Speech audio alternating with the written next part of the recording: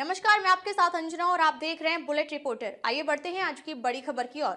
कलयुगी बेटा मां को भेजी अपने अपहरण की फोटो, मांगे 2 लाख। बाइक की किश्त और जेब खर्च के लिए तैयार की थी झूठी कहानी। खबर है मध्य प्रदेश के रीवा से। बेटे के लापता होने से परेशान मां ने सपने में भी नहीं सोचा था कि उन्हें ऐसे भी दिन देखने पड़ेंगे।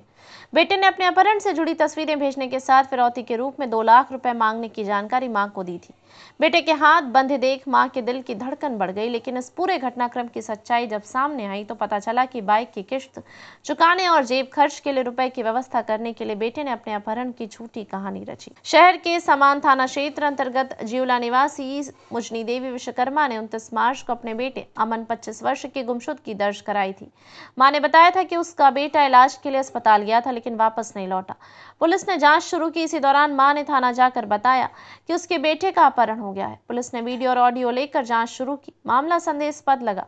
युवक की तलाश के लिए थाना स्तर पर 4 टीमों का गठन किया गया। अंततः वह 1 अप्रैल को पिस्टल सहित पकड़ाया। पुलिस को लापता अमन मंगलवार को बदराव तालाब के समीप घूमते मिला। पुलिस को देखते ही भागा लेकिन पकड़ा गया। तलाशी लेने पर पिस्टल बरामद हुई, जिस पर उसके खिलाफ आर्म्स एक्ट का अपराध कायम हुआ। वहीं अपहरण के संबंध में पूछताछ की तो सारा राज उगलते हुए उसने कहा कि पैसे के लिए झूठी कहानी रची थी। पुलिस ने बताया कि आरोपी अमन के खिलाफ एक मामला पूर्व में सोहागी थाना में भी दर्ज है। सीएसपी शिवाली चतुर्वेदी ने मीडिया को जानकारी देते हुए बताया है कि बाइक की 3 साल के किश्त और जेब खर्च के लिए युवक ने खुद के अपहरण की कहानी तैयार की थी।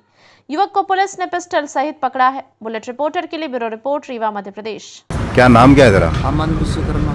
कहाँ रहता है अमन? तदरी। तदरी कहाँ, कौन से थाने में आता है? सोहागी थाना। और अभी कहाँ रह रहा है?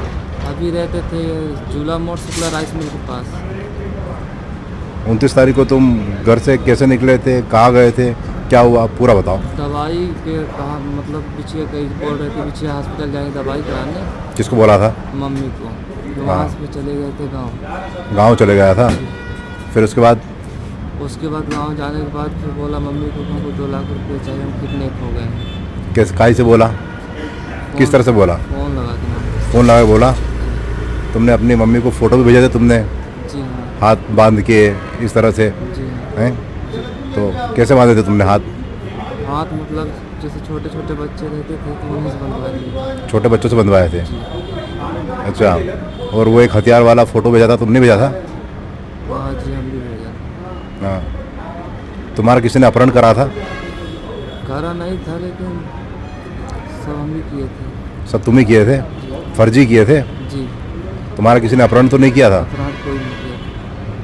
हथियार कहाँ से लाते हो? हथियार मतलब अंतर था। अंतर। कहाँ से? अंतर बांधा क्षेत्र। बांदा क्षेत्र से। जानते हो उसको? नहीं जानते। नहीं जानते हो? और तब तुमने 2 लाख रुपए मांगे, क्या करने वाले थे 2 लाख रुपए का?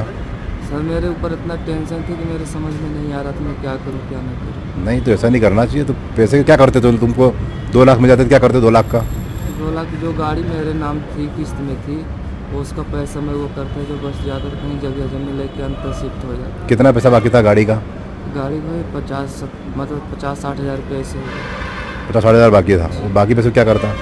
बाकी पैसे ज़मीन ले लेते थे। ज़मीन लेता? जी। आ जाती ज़मीन 1-1.5 लाख में? आ जाते जी हाँ, देहात में। ठीक है। 30-35 हज़ार रुपये डिसमिल से आ जाते। ठीक है। ये 29 मार्च को एक सूचनाकर्ता मुजनी देवी विश्वकर्मा थाना समान आकर रिपोर्ट दर्ज कराई थी कि उसका 25 साल का लड़का अमन विश्वकर्मा इलाज कराने के लिए गया हुआ था, जो लौटकर वापस नहीं आया है, जिसकी सूचना पर से तत्काल गुम इंसान की कायमी की गई थी और जांच की जा रही थी।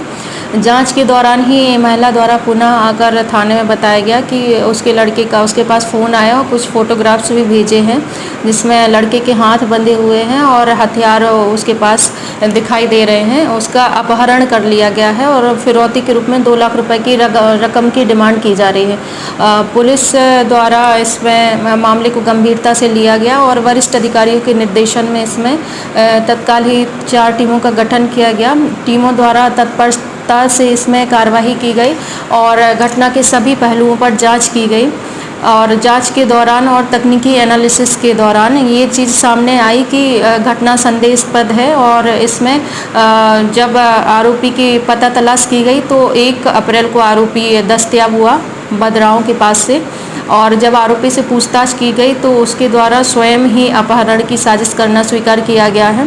जब उससे कारण पूछा गया तो उसके द्वारा बताया गया कि उसकी मोटरसाइकिल की कुछ किस्तें बाकी थी और साथ ही उसके कुछ स्वयं के खर्चे थे जिसे उसे पूरा करने थे, इसलिए उसने घर वालों से पैसे मांगने के लिए अपहरण की ऐसी झूठी साजिश की थी।